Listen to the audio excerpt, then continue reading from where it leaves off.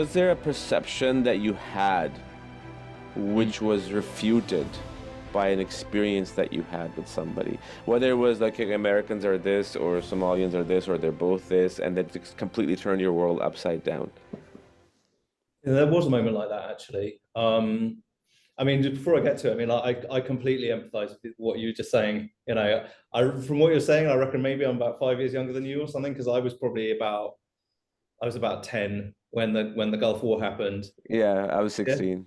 Yeah. Okay. I was 14. I was 14. Yeah. Yeah. But I remember exactly that. Exactly that. I remember cutting out the maps, charting where completely the same experience. And then, when I was a kid, I brought up in London. I used to go down to Buckingham Palace, and I had my own little red tunic and my own little bearskin hat, and I loved the army. So I had that as a kid, and then obviously I was at college, when 9/11 happened, and in the beginning of the war on terror, and then we all went through that experience, which obviously marked me a lot and made me see like the other side. And so I think what was the moment that you're referring to, I think we were interviewing David Diemer. He's the guy who opens the series. Yeah. And I hope Dave wouldn't mind me saying this, but he's a tough guy. He runs a security company. He's a New Yorker. He's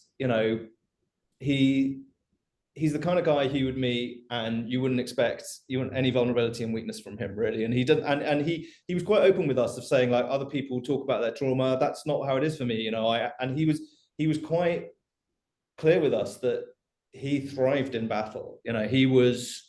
He said some people kind of shrink in that experience, but he suddenly felt at home. And he said one of the guys who was with him commented, "Oh, you just look like you're having a nice day out in the park, Dave."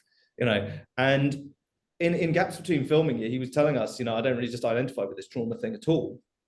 And towards the end of that interview, I asked him about the moment he heard the decision from his superiors that Clinton had pulled the troops out and that they weren't going to get to finish the job.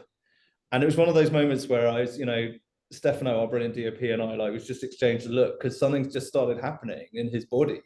I could just see him, he was wringing his hands, they were starting to shake. And I think something was starting to take him over that he wasn't prepared for. I don't think anyone had really asked him that question before. And the tears came out, and I don't think Dave knew he was living with that trauma, and I don't think that, and those are the moments you sort of live for as a documentary maker, where it doesn't always happen that in the room, in the moment, with the cameras rolling, a sort of truth emerges that no one really knew was there, and which shows that even the toughest character of all of those guys, the guys who'd had the least problems since that event, underneath it all was in turmoil and was really struggling. And I think that's really important, because while we're all used to the idea that people of color, people from countries like Somalia can be dehumanized in the media, so equally people,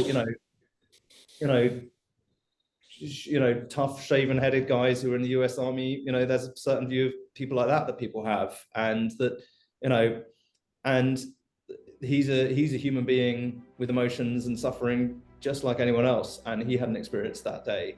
And I think it was such a pleasure to work on this, because I think this is kind of what documentary making is all about, really, is walking into a room with someone and trying to shed any preconceptions you might have about them, and really getting to the bottom of what their experience was. And that felt like a real privilege to me that day, because I wasn't expecting it.